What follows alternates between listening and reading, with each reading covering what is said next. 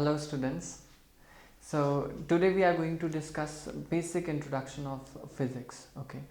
तो कई सारे स्टूडेंट्स हैं जिनका जो कॉम्पिटिटिव एग्ज़ाम के लिए प्रिपरेशन कर रहे हैं और उनका बेसिस है 9th और 10th क्लास, और कुछ बच्चों का फिज़िक्स का सिलेबस जो कॉम्पिटिटिव एग्ज़ाम्स में आता है that is based on 11th and 12th standard. So काफ़ी कन्फ्यूजन रहता है. बच्चे always students keep on asking कि हम कहाँ से, कौन सा टॉपिक इम्पॉर्टेंट है, कौन सा नहीं है, ये छोड़ दें, वो ना छोड़ें, वो क्या करें क्या ना करें. तो all such confusion are there. तो आज हम पहले तो बेसिक डिस्कशन करते हैं फिज़िक्स की सारी ब्रांचेस के बारे में, और आपका जो सिलेबस डिज़ाइंड है 9th 10th 11th 12th का उसके ऊपर. So let's start. See, if we talk about physics, we have three major branches. First branch is quantum physics. ठीक है, तो ये quantum physics जो branch है that is actually the microscopic, is also known as microscopic physics. हम इसको microscopic physics भी ही बोलते हैं. ठीक है, क्यों बोलते हैं microscopic physics? क्योंकि हम यहाँ पे जो पार्टिकल्स हैं जिनके बारे में हम यहाँ स्टडी करते हैं उनका साइज़ 10⁻⁻⁶ से छोटा रहता है. Size is less than 10⁻⁻⁶. और आपने सुना भी होगा this 10⁻⁻⁶ term is also known as micro. ठीक है. Another branch is macroscopic physics. Macroscopic physics. अब मैक्रोस्कोपिक फिजिक्स जो ब्रांच है ये डील करता है उन पार्टिकल्स के साथ जिनका साइज 10⁻⁻⁶ से ज़्यादा है. और अभी जो हमारा पूरा ओवरऑल जो 9th 10th का जो सिलेबस है, 11th 12th का सिलेबस है, that is mainly based on macroscopic physics only. We are going to discuss in coming. And the third branch is theory of relativity. Theory of relativity. अब देखिए, theory of relativity में हम उन masses के साथ deal करते हैं, ऐसे पार्टिकल्स के साथ डील करते हैं जो स्पीड ऑफ लाइट से या स्पीड ऑफ लाइट के आसपास ट्रैवल कर रहे हैं. Okay, when speed is approximately equivalent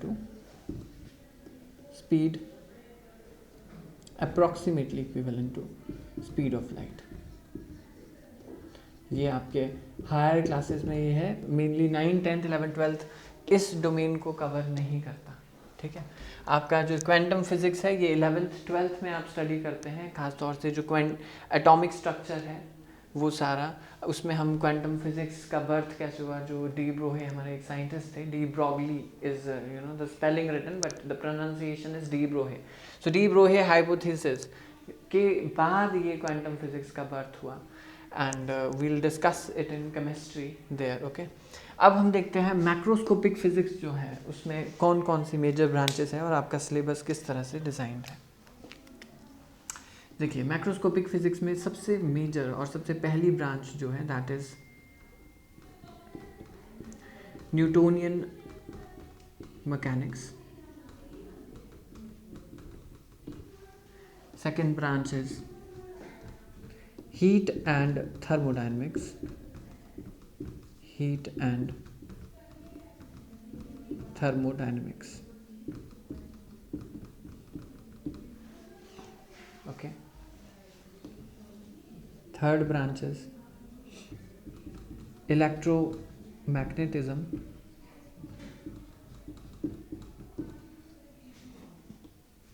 And fourth branch is light or optics. Light और लाइट की स्टडी को हम ऑप्टिक्स बोलते हैं. ठीक है, चलिए एक एक करके इनको डिस्कस करते हैं डिटेल में. तो सबसे पहले न्यूटोनियन मैकेनिक्स. अब देखिए, न्यूटोनियन मैकेनिक्स में हम डील करते हैं बॉडी के मेनली मोशन, डिफॉर्मेशन, इसके ऊपर. So let us start with it. देखिए, हम किसी भी चीज़ को जब स्टडी करते हैं इसमें, तो we are talking about effects and causes. ठीक है, हमारे आसपास जो कुछ भी हो रहा है okay, that we call as effect. लेकिन उसके पीछे कारण क्या है, ओके, उसको हम बोलते हैं कॉजेस। तो जो ब्रांच न्यूटन मैकेनिक्स की इफेक्ट्स के साथ डील करती है that is known as kinematics, okay, kinematics. And the branch which deals with the causes, ठीक है, that is known as dynamics. अब देखिए काइनेमैटिक्स में हम इफेक्ट्स की स्टडी करते हैं कि कोई बॉडी, जैसे हम यहाँ बात करें, we'll be talking mainly of effects in form of motion, कि कोई बॉडी मोशन में है, उसकी जो स्टेट है दैट इज इन मोशन और रेस्ट, ठीक है। वो कैसे हम डिफाइन करेंगे, कौन से पैरामीटर्स पे हम, किस बेसिस पे हम बोलते हैं कि कोई बॉडी मूव कर रही है या रेस्ट पे है। तो उसके लिए कुछ पैरामीटर्स हैं जो हमें समझने बहुत ज़रूरी हैं, that is displacement, velocity, acceleration and time. हम मेनली इस चैप्टर में आपका जो ये न्यूटोनियन मैकेनिक्स है, देखिए ये हम बता दें आपको, जो लोग 9th 10th लेवल है तो ये 9th क्लास के सिलेबस पर बेस्ड है ये पूरा डोमेन, ठीक है। और जो आपका 11th क्लास वाले हैं तो 11th क्लास में इस डोमेन को कवर किया जाता है। अगर हम हीट एंड थर्मोडायनेमिक्स की बात करें तो ये आपका 9th क्लास में भी आप स्टडी करते हैं और 11th 12th में और डिटेल में स्टडी करते हैं। इलेक्ट्रोमैग्नेटिज्म आप 10th क्लास में स्टडी करते हैं और 11th क्लास में भी 12th क्लास में ये पूरा डिटेल में स्टडी करते हैं। और उसी तरह से light 10th class and 12th class. तो काइनेमैटिक्स में हम effects in form of motion और मेनली जो पैरामीटर्स डिफाइन करते हैं कि बॉडी मोशन में है या रेस्ट में है, तो वो है डिस्प्लेसमेंट, वेलोसिटी, एक्सेलरेशन, टाइम। अब इनके बीच के जो रिलेशनशिप्स हैं उनको भी हमें स्टडी करना है, किस तरह से ये आपस में इंटर रिलेटेड है, जो कि इक्वेशन ऑफ मोशन डिफाइन करेंगे। तो हम इसमें स्टडी करेंगे equations of motion, equation of motion, ठीक है। वो इक्वेशन ऑफ मोशन है क्या क्या, फंडामेंटल कौन सी है, यूनिवर्सल कौन सी है, तो वो वाली इक्वेशंस को हम स्टडी करेंगे इसी चैप्टर में। और फिर मोशन में हमें स्टडी करना है 1 dimensional motion and 2D motion, ठीक है। 1 डायमेंशनल मोशन अंडर ग्रेविटी, फिर 2D मोशन, फिर 2D मोशन अंडर ग्रेविटी जिसको आप प्रोजेक्टाइल मोशन बोलते हैं, then 2D motion, circular motion को हम स्टडी करेंगे इसमें, ठीक है। तो मेनली मोशन में जो 9th क्लास के सिलेबस में जाएं और 11th क्लास में जाएं तो motion chapter is like physics का बिगिनिंग यहाँ से हो रहा होता है। उससे पहले ऑफ कोर्स कुछ मैथमेटिकल टूल्स हैं जो कि बहुत इंपॉर्टेंट हैं इन चैप्टर्स में आगे जाने के लिए, लाइक वेक्टर्स की अंडरस्टैंडिंग बहुत अच्छे से होनी चाहिए जो लोग 11th और 12th बेस्ड एग्जाम्स के लिए प्रिपेयर कर रहे हैं। डिफरेंशिएशन, इंटीग्रेशन की अच्छी पकड़ होनी चाहिए, कॉन्सेप्ट्स क्लियर होने चाहिए, ठीक है।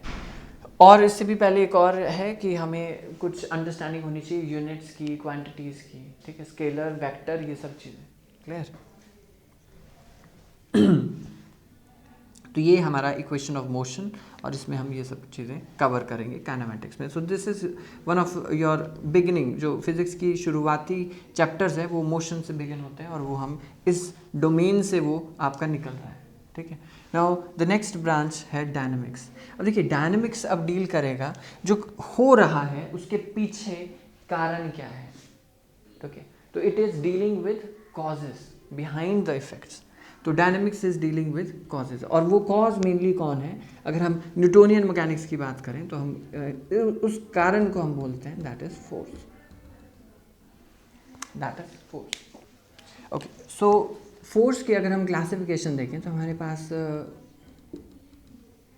4 तरह के कुछ फोर्सेस हैं। हम देखें कौन कौन से। एक तो आते हैं आपके contact forces, then you have non contact forces, then we have weak forces, नाम वीक दिया जाता है, और एक है न्यूक्लियर फोर्सेस का कैटेगरी। क्लियर? कॉन्टैक्ट फोर्सेस, अब देखिए कॉन्टैक्ट फोर्सेस हिंदी में कहा जाता है स्पर्शीय बल।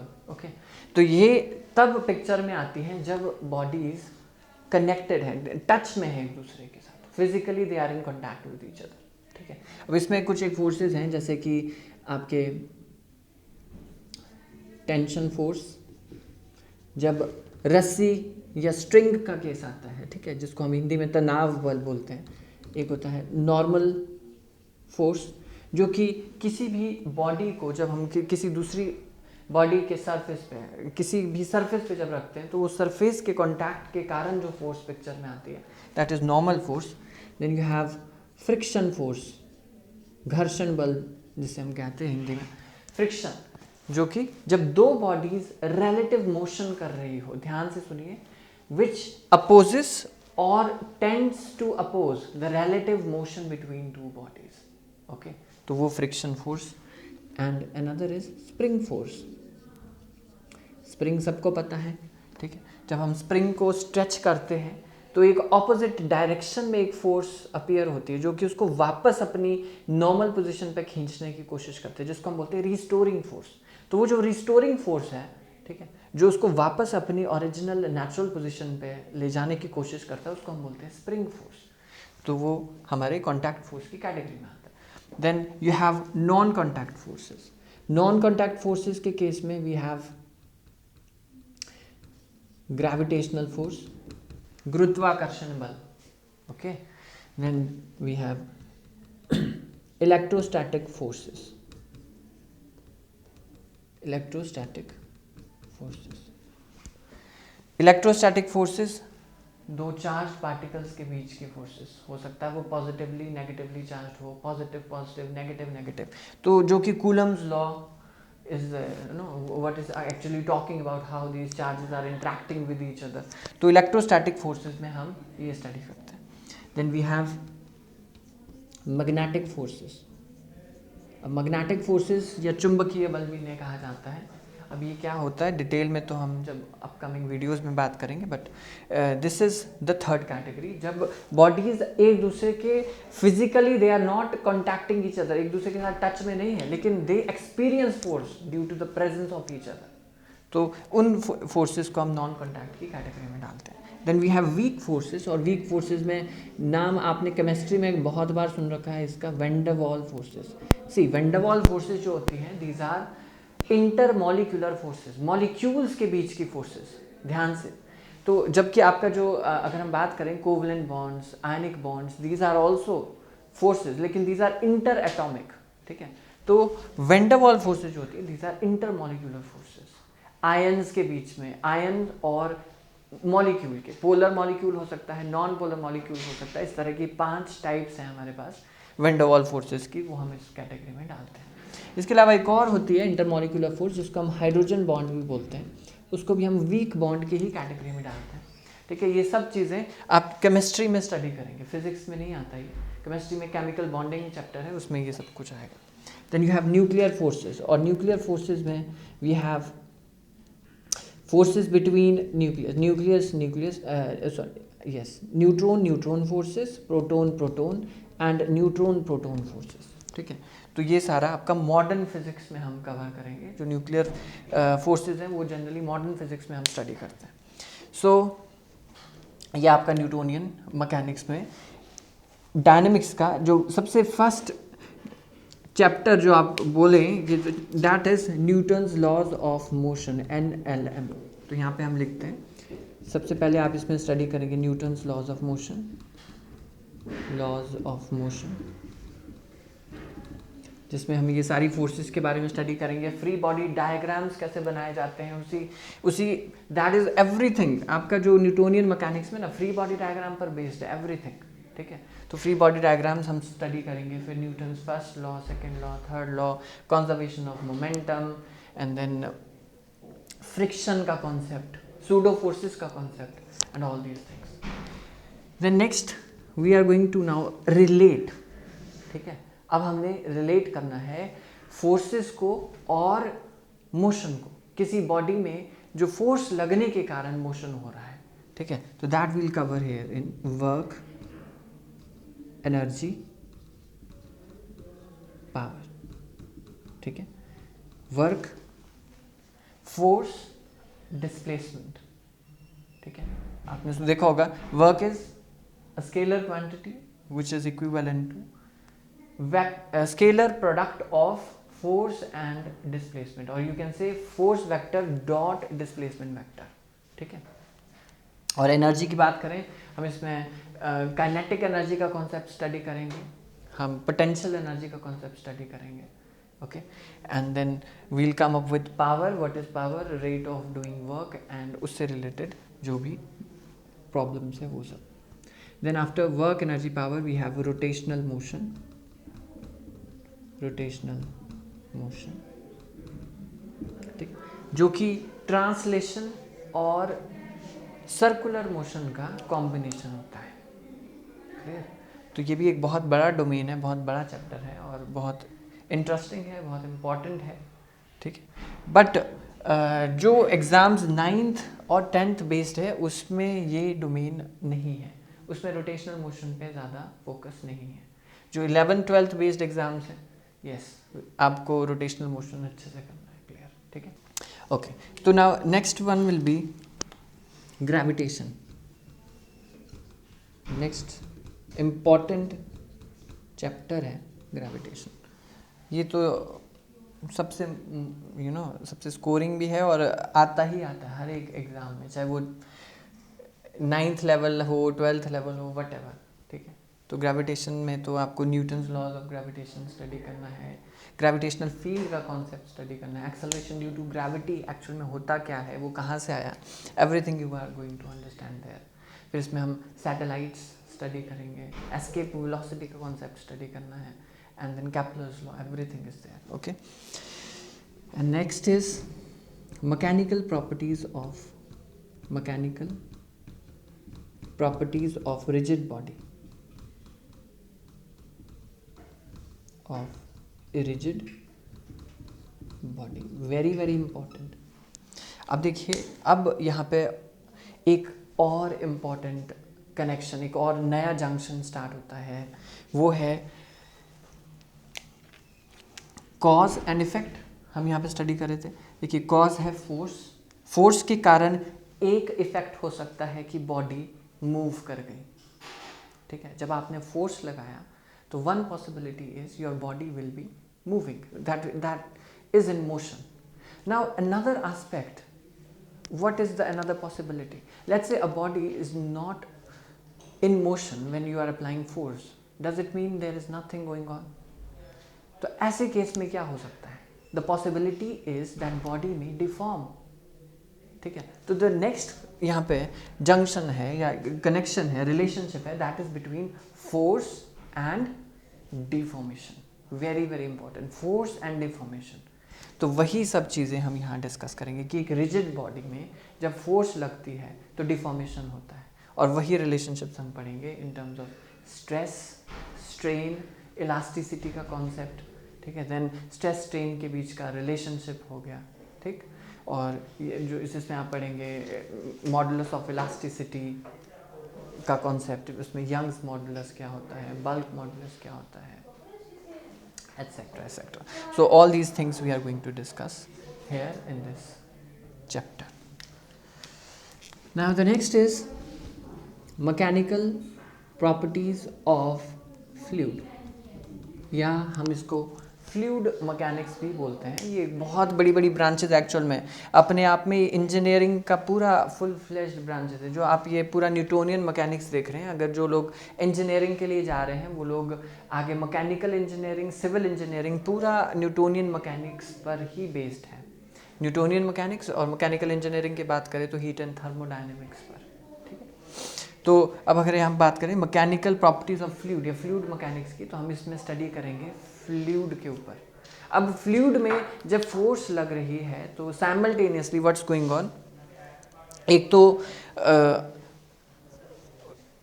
मोशन में आ रहा है particle, fluid particle, at the same time there is deformation. तो देयर इज अ कॉम्बिनेशन, यहाँ पे फोर्स लग रही है, मोशन भी है, डिफॉर्मेशन भी है, वो सारी चीज़ों को हम यहाँ स्टडी करते हैं इन फ्लूइड मैकेनिक्स। प्रेशर्स का वेरिएशन विद डेप्थ, वो हो गया। एटमॉस्फेरिक प्रेशर का कॉन्सेप्ट है, गॉज प्रेशर क्या होते हैं, फिर हम प्रेशर को कैसे मेजर करते हैं, बैरोमीटर हो गया, मैनोमीटर हो गया, वो सारी चीज़ें, वेंचुरी मीटर हो गया। अब फ्लूइड फ्लो के केस में जो हम बात करें तो हम हाइड्रोस्टैटिक्स की बात करें और हाइड्रोडायनेमिक्स की बात करें तो all these things we are going to study. उसके अलावा we have concept of surface tension, ठीक है, तो all that will be covered here. तो ये है आपका mainly the whole series of lectures which are going to be under this Newtonian mechanics module, okay? इसके अलावा हमारे पास एक और ब्रांच, इसके आगे के जो चैप्टर्स हैं like simple harmonic motion, sound, ये सारी चीज़ें हम यहाँ पे डिस्कस करते हैं इसके अपकमिंग लेक्चर्स में। फिर अगर हम अब एक और सेकंड इम्पॉर्टेंट मॉड्यूल की बात करें तो that is heat and thermodynamics. ये भी एक बहुत इंपॉर्टेंट मॉड्यूल है, बहुत सिंपल है, इसमें मैथमेटिक्स कम है in comparison to Newtonian mechanics. जो लोग मैथमेटिक्स से डरते हैं तो उन लोगों के लिए heat and thermodynamics is one of the very scoring module, ठीक है। बहुत सिंपल है और बहुत इंटरेस्टिंग भी है और एग्ज़ाम में ज़रूर यहाँ से क्वेश्चंस पूछे जाते हैं, क्लियर। अगर हम बात करें हीट एंड थर्मोडायनेमिक्स में तो इसमें सबसे पहले हमें अंडरस्टैंड करना है कि यहाँ जो कॉज है अब फोर्स नहीं रहा, अब कारण है हीट। यहाँ पे हम जो स्टडी करेंगे दैट इज़ अबाउट हीट। लेकिन अब ये हीट के पीछे कारण क्या है? ये हीट एक एनर्जी का फ्लो है, it is a kind of a flow of energy. लेकिन ये फ्लो कब होता है? जैसे आपने देखा होगा कि पानी हमेशा हायर पोटेंशियल से लोअर पोटेंशियल की तरफ फ्लो करता है, ऊपर से नीचे गिरता है, कभी नीचे से ऊपर नेचुरली गिरते हुए आपने नहीं देखा, ओके। सिमिलरली अगर हम करंट की बात करें तो हाई वोल्टेज से लो, मतलब हाई पोटेंशियल से लो पोटेंशियल की तरफ फ्लो करता है। मास ट्रांसफर की बात करें, ऑस्मोसिस, हाई कॉन्सेंट्रेशन से लो कॉन्सेंट्रेशन की तरफ होता है। और उसी तरह से हीट का फ्लो हमेशा टेम्परेचर डिफरेंस के आने से होता है और हायर टेम्परेचर सोर्स से लोअर टेम्परेचर सोर्स की तरफ ही हीट फ्लो करती है। तो मतलब एक इम्पॉर्टेंट टॉपिक यहाँ बन गया, दैट इज़ अबाउट टेम्परेचर। तो अब आपको स्टडी करना पड़ेगा टेम्परेचर को, व्हाट इज़ टेम्परेचर, और इसकी स्टडी को हम कहते हैं थर्मोमेट्री। थर्मोमेट्री, और थर्मोमेट्री में we are going to discuss various temperature scales like आपके डिग्री सेल्सियस हो गया, केल्विन हो गया, डिग्री फ़ारेनहाइट हो गया, र्यूमन हो गया, और इनके रिलेशनशिप्स वेरी इंपॉर्टेंट। देखिए हर एग्ज़ाम में ये क्वेश्चन हर साल ऑलमोस्ट पूछा ही जाता है कि कोई वैल्यू आपके पास डिग्री सेल्सियस में दी है, उसको आपने फ़ारेनहाइट में कन्वर्ट करना है। तो इसके ऊपर कुछ वैराइटीज़ हैं क्वेश्चंस की, तो वो जो कि थर्मोमेट्री से पूछी जाती है, तो all those things will be discussing in upcoming lectures. अच्छा, अब थर्मोमेट्री ये हो गया जिसमें हम स्टडी करेंगे टेम्परेचर के बारे में, थर्मोमीटर्स के बारे में, अलग अलग तरह के थर्मोमीटर्स लैब्स में और हाउस होल्ड पर्पस में जो यूज़ किए जाते हैं वो सब।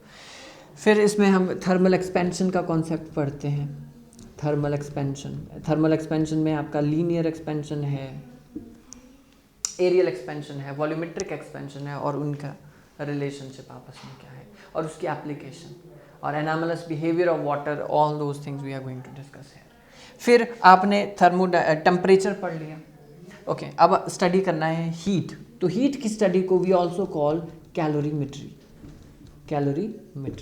अब कैलोरीमेट्री में हम स्टडी करते हैं हीट के बारे में, लाइक स्पेसिफिक हीट कैपेसिटी का कॉन्सेप्ट, हीट कैपेसिटी का कॉन्सेप्ट। जब टेम्परेचर चेंज हो रहा है उसके लिए जो रिस्पॉन्सिबल हीट है दैट इज सेंसिबल हीट, है ना। तो सेंसिबल हीट का कॉन्सेप्ट। लेकिन अगर आप हीट सप्लाई कर रहे हैं और टेम्परेचर चेंज नहीं हो रहा, आप हीट सप्लाई कर रहे हैं, टेम्परेचर चेंज नहीं हो रहा, लेकिन फेज चेंज हो रहा है, तो इसको हम बोलते हैं लेटेंट हीट।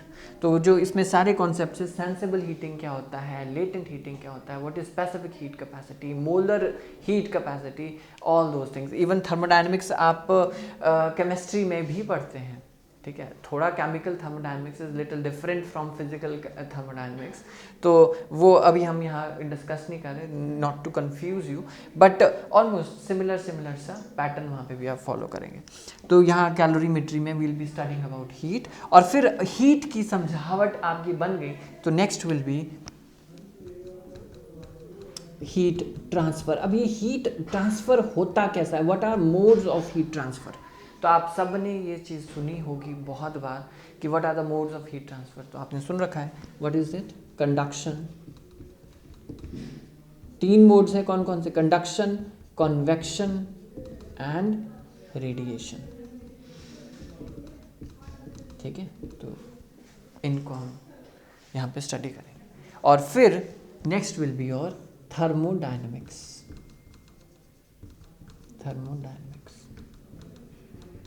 अब ये साइंस है जिसमें हम स्टडी करते हैं कि किस तरह से हीट के कारण हम वर्क ले सकते हैं, ठीक है, और वर्क हीट से हमें वर्क कैसे मिलेगा, ठीक।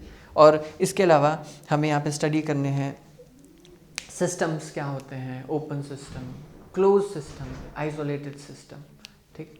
और इसके अलावा प्रोसेसेस के बारे में, isothermal process, isochoric process, isobaric, adiabatic, isentropic, all those processes, clear. और इसमें zeroth law of thermodynamics, first law, second law में भी मेनली आपके सिलेबस में जो है that is one is Kelvin Planck statement and Clausius statement. इसमें आप एप्लीकेशंस पढ़ेंगे हीट इंजन की और रेफ्रिजरेटर की, ठीक है। रेफ्रिजरेटर एंड हीट पंप, ये 3 बेसिक से कुछ एप्लीकेशंस हैं। तो all those things will be covering here in thermodynamics.